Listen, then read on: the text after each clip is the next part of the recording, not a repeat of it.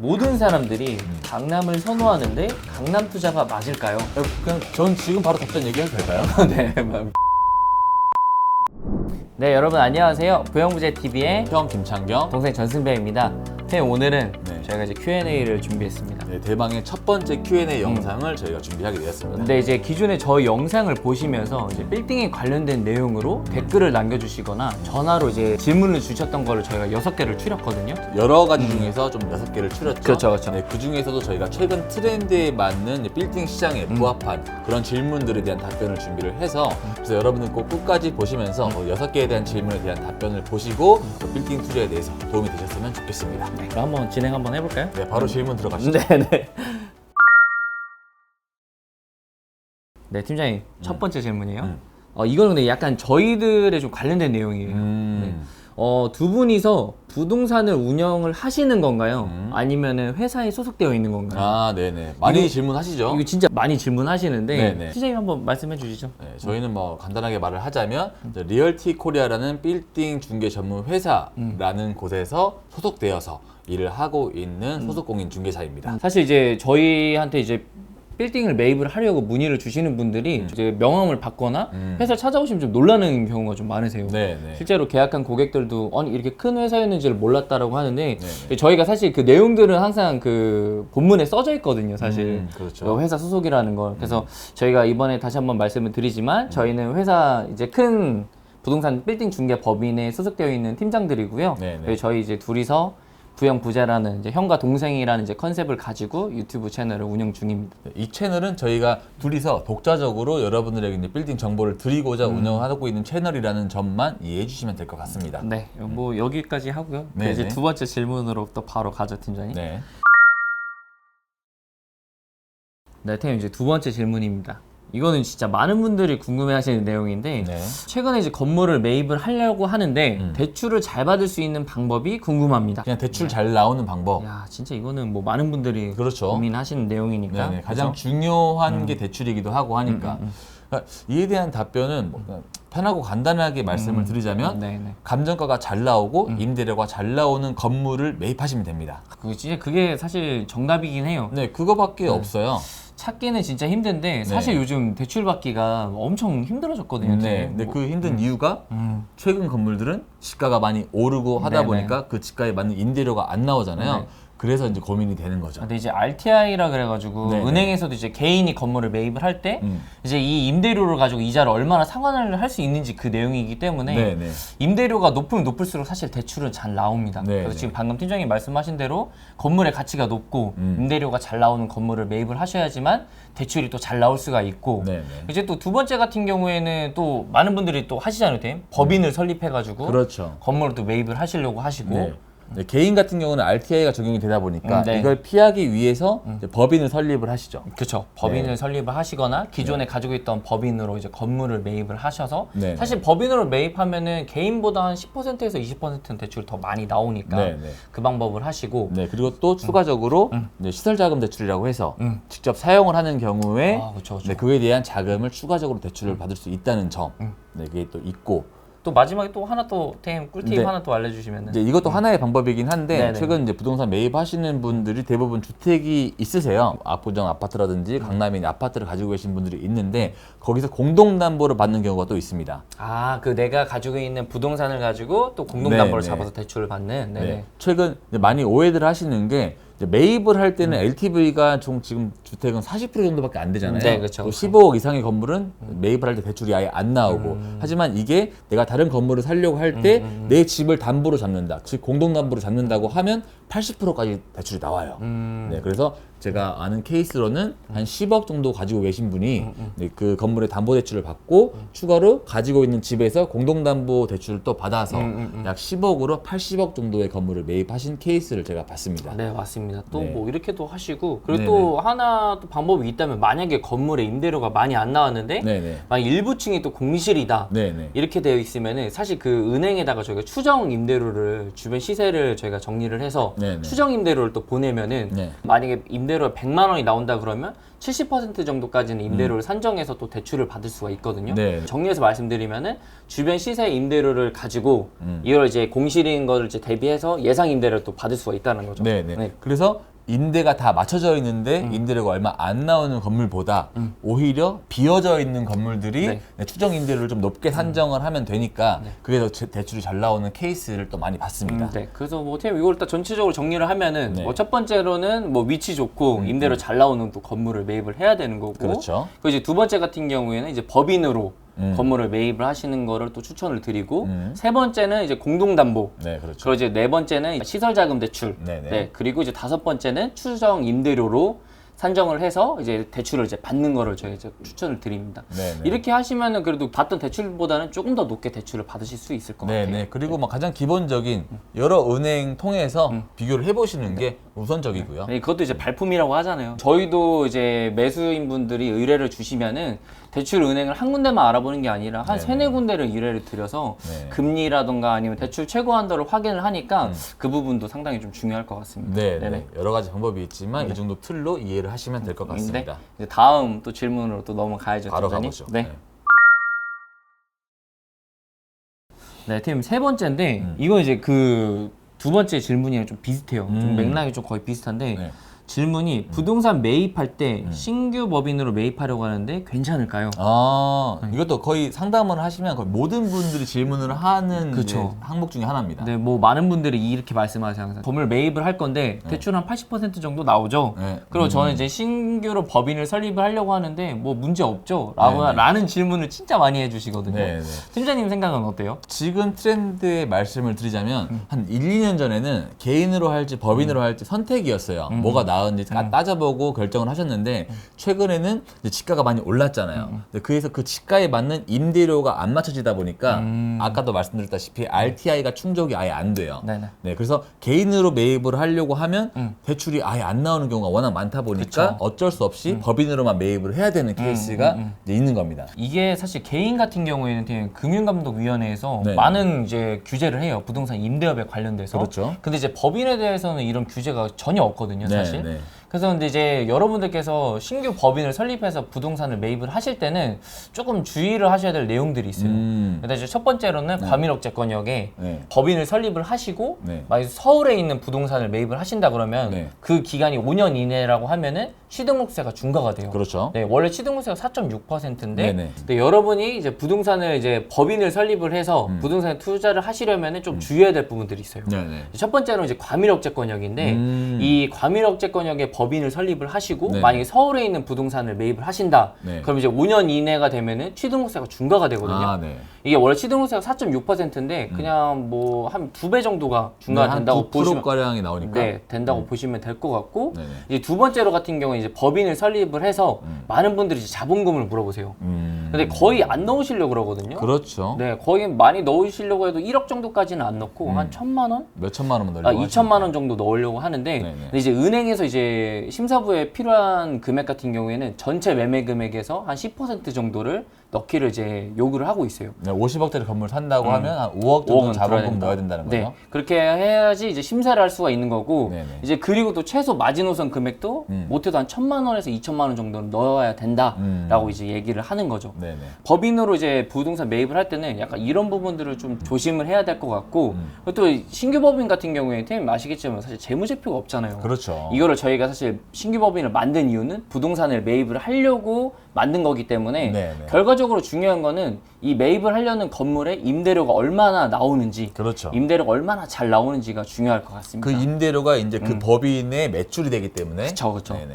그래서 이제 이 신규 법인 같은 경우는 이 법인을 평가할 수 있는 방법이 없기 때문에 이 부동산의 임대료를 가지고 평가를 한다라고 생각을 하시면 좋을 것 같습니다. 네네. 근데 이제 결과적으로 말씀드리면은 개인으로 매입하는 것보다 신설 법인이 이제 임대료가 잘 나오는 건물을 매입을 하면은 네. 대출이 한 10%에서 20% 정도는 더 많이 나올 수 있다라고 보시면 될 것 같아요. 그래서 자본이 얼마 없으시고 대출을 많이 받으려고 하시는 분들은 이제는 어쩔 수 없이 법인을 설립할 수밖에 없다라는 게 저희 답변일 것 같습니다. 다음 질문으로 이제 또 넘어가 보시죠. 네네. 네, 네 번째 질문입니다. 가끔가다 법정 용적률보다 더 높게 받은 건물들이 있는데 이런 건물은 리모델링을 해야 하나요? 아니면 신축해도 다시 이렇게 지을 수가 있나요? 아, 네네. 이런 질문인데 이것도 생각을 해보니까 저희는 되게 당연하다고 생각을 했던 것들이 이게 좀 고민일 수도 있겠다는 생각을 했었어요. 처음 매입하려고 하시는 분들은 네네. 이런 부분을 좀 잘 모르실 수 있죠. 네, 그렇죠. 네, 이에 대한 답은 생각보다 간단합니다. 네, 팀 답변해 주시죠. 네, 네. 네. 이제 2003년도에 저희가 이제 종 세분화가 되었어요. 그쵸. 지금은 1종, 2종, 3종 일반 주거 지역으로 되어 있는데 예전에는 그냥 일반 주거 지역으로만 되어 있어서 그 종마다 용적률이 다르지가 않았죠. 그쵸. 기간별로 용적률이 좀 달랐었는데 그래서 지금 2종 일반 주거 지역에 원래 200%까지 지을 수가 있는데 네. 250%, 또 300%까지 지어진 건물을 볼 수가 있습니다. 가끔가다 막 그렇게 100% 용적률 인센티브 받았다 이런 건물들이 있는데 그렇죠. 그거는 이제 그 세분화가 되기 전에 지어진 건물들이기 네, 때문에 네. 이제 또 그렇게 지어진 거고 음. 이제 그런 건물 같은 경우에는 건물을 멸실하면 안 되잖아요. 절대 안 되죠. 그 건물은 부수면 다시 그 정도로 지을 수가 없고 그 종에 맞는 2종이면 200%까지 못 짓기 때문에 그렇게 용적률 인센티브를 받은 건물 같은 경우에는 저희 입장에서 좀 보물이라고 표현을 하고 싶어요. 좋은 표현이다. 보물, 네, 맞아요. 네, 너무 지금 이제 희소성이 많이 있는 거죠. 그게 왜냐하면은 용적률 인센티브를 받았다라는 거는 네. 이제 쉽게 말해서는 한 계층을 더 올렸다는 거거든요. 그렇죠. 네. 한 계층을 더 올리면 같이 올라가는 건 또 임대료예요. 네, 네. 저희가 하나를 더 임대를 받을 수가 있으니까. 그렇죠. 근데 이제 종 세분화가 된 다음부터 만약 200%인데 이 건물이 만약에 인센티브를 받아서 300%까지 올렸다. 근데 만약 건물을 멸실하고 신축을 할 때는 이 300%까지 못 짓고 200%밖에 못 짓다 보니까 네. 이 100%를 아예 그냥 날려버리는 거죠. 그렇죠. 그래서 이제 많은 분들이 건물을 나중에 뭔가 바꾸려고 하시면은 정말 뼈대만 남기고 대수선을 하세요. 대수선을 해서 건물을 좀 이쁘게 또 꾸며놓고 이 용적률을 좀 살려놓거든요. 네, 네. 그렇게 해서 나중에 이제 건물을 또 다시 매각을 할 때도 그 가격이 또 반영이 될 수가 있다 보니까 또 네, 그렇게 네. 하시는 분들이 많은데 보통 용적률 인센티브를 받은 건물 같은 경우에는 시세의 약 20%, 30%가량은 더 받을 수 있는 명분이 있는 거죠. 그렇죠, 그렇죠. 네, 이게 네. 또 상당히 좀 좋은 명분이니까. 네, 네네네, 네. 맞아요. 그래서 저희 같은 경우는 그런 건물이 있다. 근데 대신 구조가 너무 이상하지 않는 이상은 현 상태 그대로 리모델링을 하시는 걸 추천을 드립니다. 정리해서 말씀을 드리면은 현재 이제 용적률을 이제 인센티브 받은 건물은 절대 멸시를 하시면 안 되고 네네. 이 상태로 이제 리모델링을 하거나 좀 이제 크게 대수선을 해서 나중에 뭐 매각을 하시는 거를 좀 추천을 드립니다. 네네. 웬만하면 손대지 마세요. 네, 네, 맞습니다.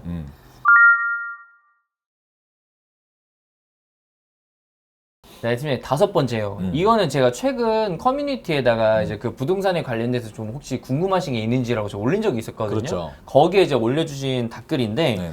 100억 이하 기준으로 어. 가격 경쟁력이 좋은 건물은 어?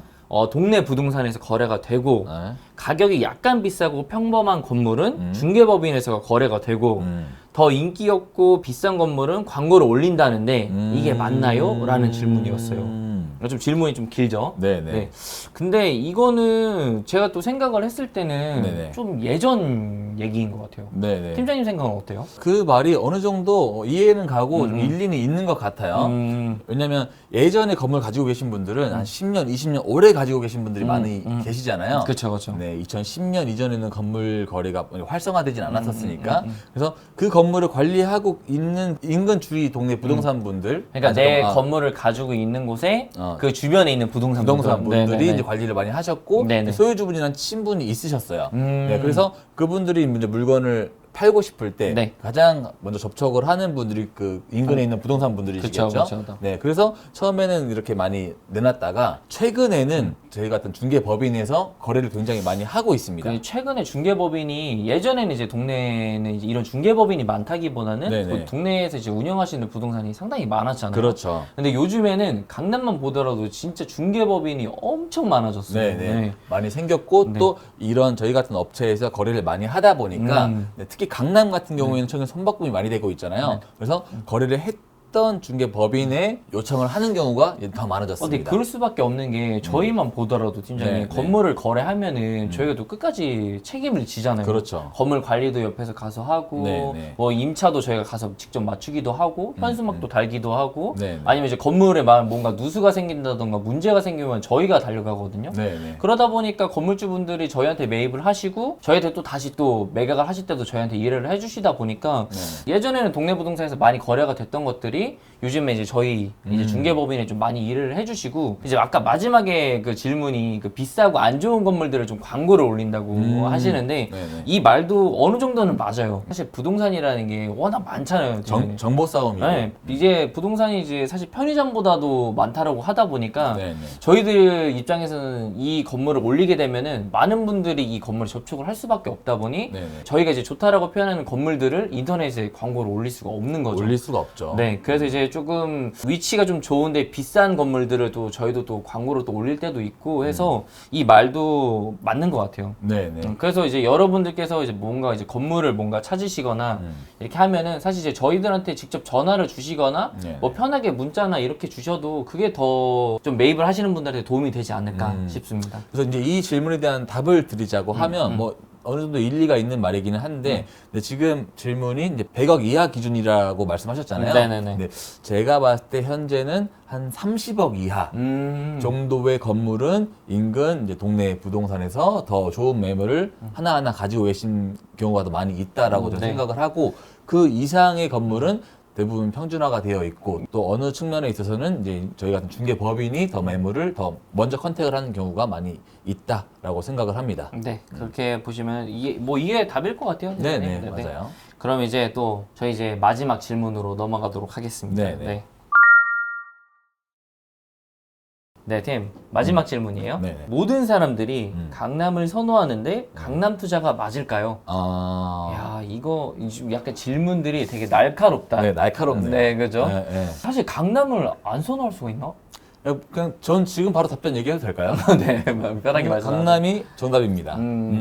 사실 강남 3구라고 하잖아요. 네, 강남, 서초, 송파 이 정도는 저는 진짜 좋다라고 생각을 해요. 이게 네, 왜 네. 좋냐라고 하면은 사실 인프라가 너무 잘 갖춰져 있어요. 그리고 이제 강남의 좀 지가 상승을 보면은 저희가 또 기존의 영상도 찍었지만 건물 매입하고 나서 시세 차익으로만 20억 본 사례들도 심심치 않게 보이거든요. 그렇죠. 사실. 네. 이제 건물을 투자하고 건물 이제 멸실하고 다시 신축해가지고 매각을 하더라도 거기에 대한 투자 수익을 볼 수가 있으니까 네네네. 저 그 부분에서는 강남 투자는 좋다라고 생각을 하는데 네네. 좀 반대로 제가 또 고민이 되는 부분도 있어요. 팀. 어떻게? 사실 그 현금 한 20억 정도, 한 30억 정도를 가지고 이제 강남 투자를 원하시는 분들도 계시잖아요. 근데 저는 그분들을 봤을 때는 별로 안 좋다라고 저는 생각을 하거든요. 최근에 문의 주신 분들이 한 네네. 2, 30억대 문의 진짜 많이 주시긴 그렇죠. 하잖아요. 근데 그분들 중에서 제가 저희 회사에서도 많은 분들이 진행을 하지만 강남을 그 금액대 매입을 하신 분들은 거의 못 보았던 것 같아요. 네, 최근에 강남이 워낙 네. 비싸게 올라가다 네, 보니까 강남을 계속 기다리시다가 네네. 건물을 결국에 매입을 못 하셔가지고 다른 건물을 뒤늦게 좀 들어가게 되는 결국에 좀 그런 상황이 또 벌어지기도 하거든요. 네네. 반대로 한 50억 이상을 보시는 분들은 저는 강남을 무조건 들어오셨으면 합니다. 네네. 여기서 50억은 본인 현금 자본이 50억이었을 때. 네네. 네네네. 그 어느 호재를 보더라도 강남과 20분, 강남과 15분 항상 그 기준이 강남이기 때문에 네. 그 가지고 있는 자본으로 최대한 무리를 하셔서라도 강남으로 진입하시는 걸 이제 개인적으로 추천을 드리고 이제 여력이 좀 안 되신다라고 했을 때는 이제 서울 중심권, 뭐 종로나 아니면 또 이제 한강을 끼고 있는 구가 있잖아요. 뭐 성동구, 광진구, 뭐 동작구, 용산구 다른 지역도 있는데 기준은 그 한강으로 얼마나 접근성이 있느냐. 이 차이인 것 같아요. 네. 그걸 기준으로 투자의 방향을 정하시면 그래도 손해는 보지 않으실 거라고 저는 생각을 합니다. 모든 사람들이 강남을 선호하는데 강남 투자가 맞을까요에 대한 답은 맞다. 네, 맞다라고 보시면 될 것 같습니다. 네네. 네네. 네, 팀 저희가 오늘 그 빌딩에 관련돼서 처음으로 Q&A를 했는데 어떠셨어요? 오늘 총 6가지 질문을 저희가 추려서 답변을 이제 해드렸잖아요. 네네네. 네. 하다 보니까 저 최대한 간단하게 말씀을 드리려고 했는데 정말 상담을 하는 것처럼 TMI가 좀 섞이지 않았나 생각을 해요. 오늘 조금 열정적이게 설명을 하시더라고요. 네, 말을 하다 보니까 된 것 같은데 나름대로 유익했던 시간인 것 같아요. 제가 늘 좋아요와 구독 부탁드립니다라고 했잖아요. 좀 질문도 댓글도 많이 남겨주시면 이걸로 많이 컨텐츠를 또 만들 수 있을 것 같습니다. 지금 저희가 해보니까 차라리 이 많은 분들이 저희한테 뭐 전화로 질문을 주시든 저희 커뮤니티나 아니면 영상에 댓글을 남겨주신 걸 모아가지고 한 시리즈별로 만드는 것도 저는 괜찮을 것 같아요. 네, 그래서 네. 저희 영상을 봐주시는 많은 분들이 이제 댓글만 남겨주시고 사소한 것도 다 좋습니다. 네. 궁금하신 내용이 있다면 언제든지 댓글 혹은 저희 연락처도 본문에 있으니까 문자나 전화 주셔도 저희가 성심성 있게 또 답변도 드리고 네, 네. 이걸로 또 이 시리즈도 한번 만들어 볼 테니까 기대해 네. 주셔도 좋을 것 같습니다. 네. 네, 오늘 영상은 여러분 여기서 마무리를 하고요. 음. 저희 또 다음 영상에서 찾아뵙도록 하겠습니다. 네, 네. 네, 선생님 좋아요와 구독 한번 하고 가시죠. 네. 저희 영상 좋아요와 구독 부탁드릴게요. 네, 안녕. 안녕. 짠.